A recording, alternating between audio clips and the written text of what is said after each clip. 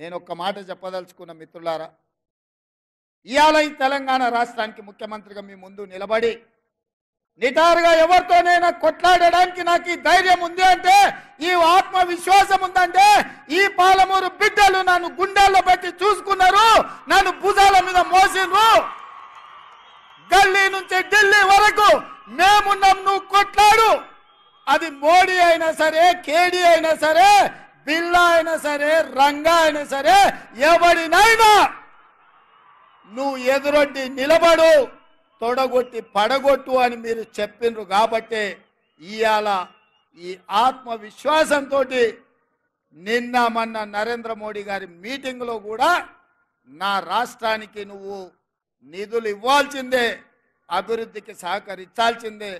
నువ్వు గుజరాత్కు bullet train వేసుకున్నా, Sabarmati river front కట్టుకున్నా, గిఫ్ట్ సిటీ కట్టుకున్నా, నా పాలమూరుకో నా తెలంగాణకు నాకు ఎందుకు ఇవ్వవు అని చెప్పి సభాముఖంగా ఆయన ఎదురుగానే తుమ్మిడేటి కట్టుకోవడానికి మాకు అనుమతులు ఇప్పించాలి, మెట్రో రైలు నిర్మించుకోవడానికి నువ్వు నిధులు విడుదల చేయాలి, మూసి రివర్ డెవలప్మెంట్కు నువ్వు సహకరించాలి, స్కైవేలు ఫ్లైఓవర్లు కట్టుకోవడానికి నిధులు ఇవ్వాలి, మెట్రో రైలుకు నిధులు ఇవ్వాలి, మా పాలమూరు రంగారెడ్డి ఎత్తిపోతల పథకానికి జాతీయ పథకం ఇవ్వాలని నరేంద్ర మోడీ గారు ఎదురుగానే చెప్పిన. ఇవాళ కొంతమంది సన్నాసులు మాట్లాడుతున్నారు, రేవంత్ రెడ్డి నరేంద్ర మోడీ గారికి ఎందుకు వినతి పత్రాలు ఇచ్చిండు అని. నేను అడుగుతున్న సన్నాసులారా, నేను ఎక్కడ పోయి ఇంట్లో తలుపులు మూసి కడుపులో తలకాయ పెట్టి కాళ్ళు పట్టుకోలే, చెవులో గుసగుసలు చెప్పలే. బాజాప్తా ప్రధానమంత్రిగా ఈ రాష్ట్రానికి వస్తే ముఖ్యమంత్రిగా నా బాధ్యతను నెరవేర్చిన. అతిథి మన ఇంటికి వచ్చినప్పుడు మర్యాద ఇవ్వడం మన సంస్కారం అని నేను విశ్వసించిన, నమ్మిన.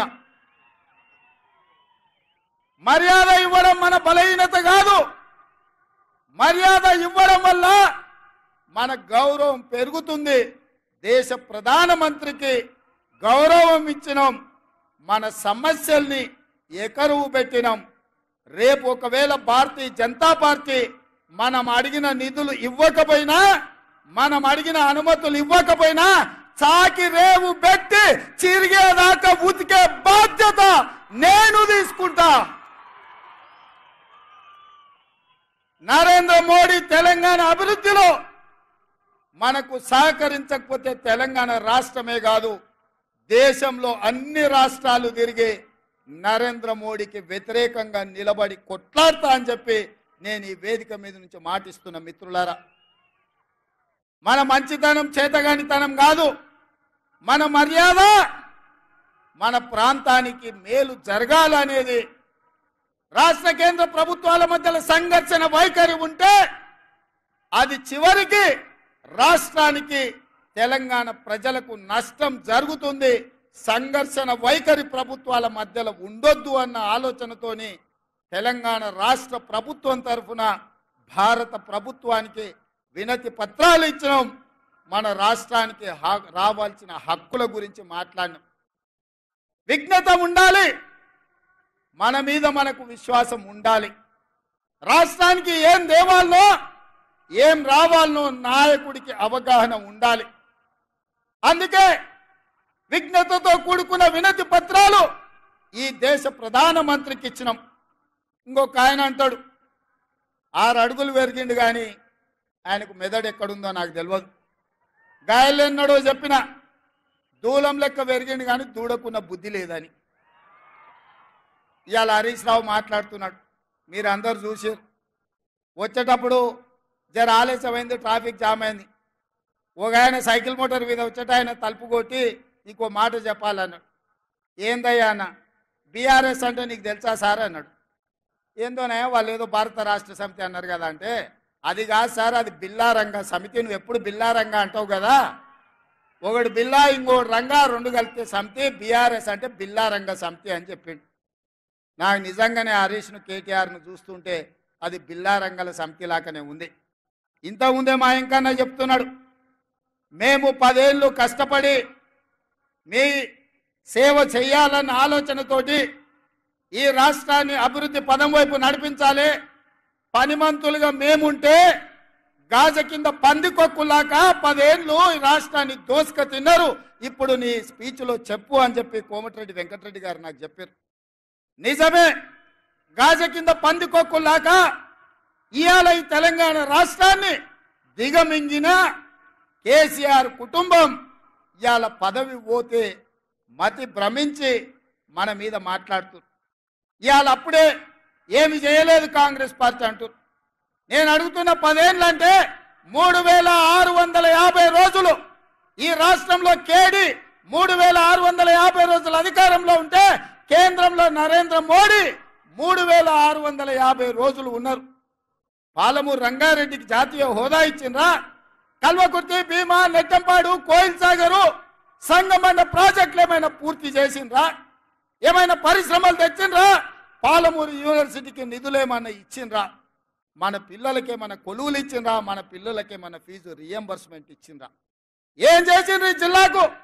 ఆనాడు కరీంనగర్ జిల్లా నుంచి చావు తప్పి కన్ను లొట్టబోయి వలస వచ్చి పాలమూరు జిల్లా ప్రజల కడుపులో తలకాయ పెట్టి కాళ్లకు దండం పెడితే మనం కదా ఆదరించి పార్లమెంటుకు పంపించింది చంద్రశేఖర్ రావు.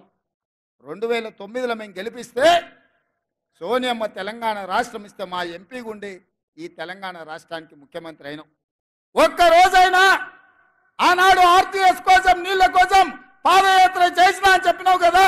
తుమ్మిళ్ళ దగ్గర కూర్చొని ప్రాజెక్టు పూర్తి చేస్తా, అలంపూర్ గద్వాలకు నీళ్ళు ఇస్తా అని చెప్పినావు కదా. 10 ఏళ్ళైనా నువ్వు ఆ పని చేయకపోతే మా మిత్రుడు సంపత్ కుమార్ గారు ఆయనలో తుమ్మిళ్ళ కోసం ఆడ కుర్చేసి రాబిడ్డ కుర్చీలో కూర్చుందిరా అని దీక్ష చేస్తే మేము వెళ్ళి మద్దతు ఇచ్చినాం. కుర్చేసుకొని కూర్చొని తుమ్మిళ్ళని పూర్తి చేయలేదు, కానీ మందేసుకొని ఫామ్ హౌస్లో బోర్ల బొక్కల వండుకున్నాం.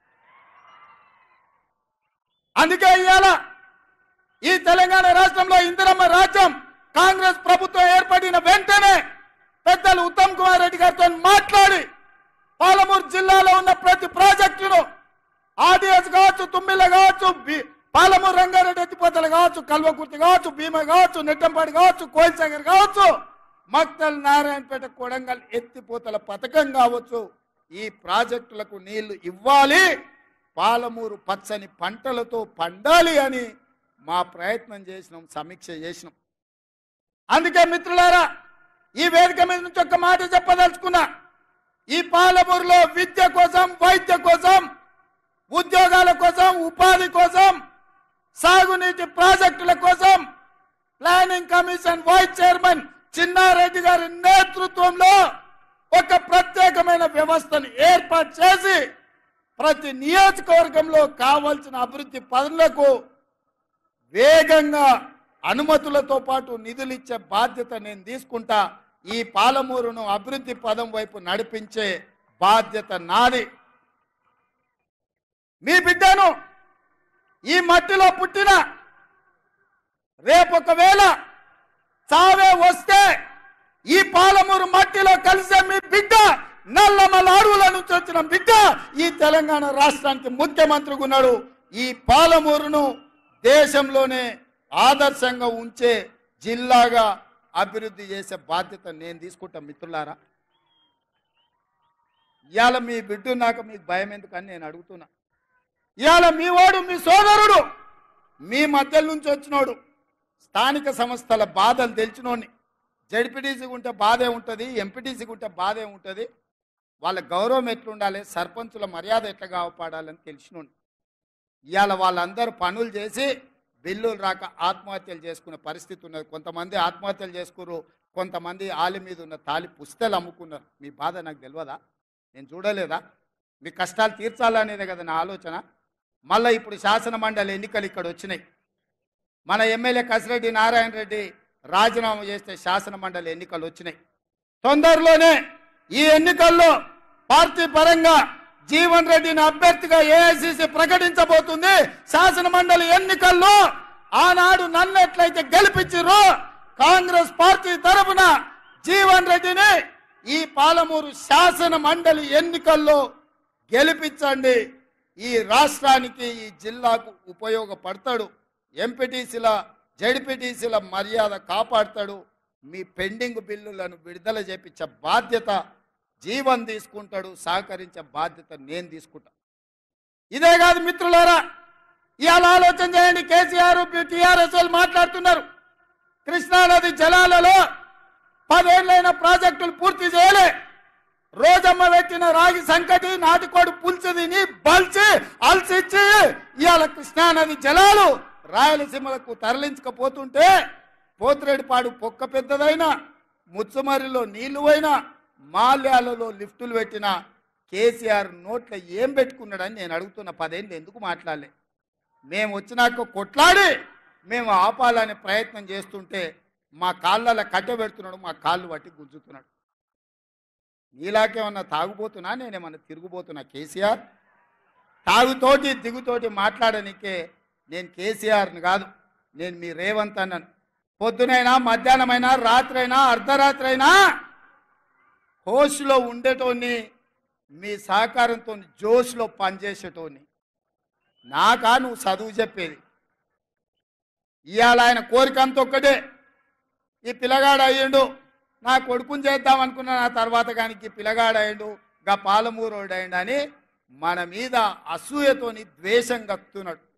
సిగ్గుండాలని కేసీఆర్. ఇవాళ హరీష్ రావు అంటుండు, అసెంబ్లీకి ఎందుకు రాలేదా అంటే మా మామకు ఒంట్లో బాగాలేదని. ఒంట్లో బాగాలేనోడు నల్లగొండెం గాడిదలంగా ఆయనకి పోయినా అని నేను అడుగుతున్నా. మొన్నటి ఎన్నికల్లో ప్రజలు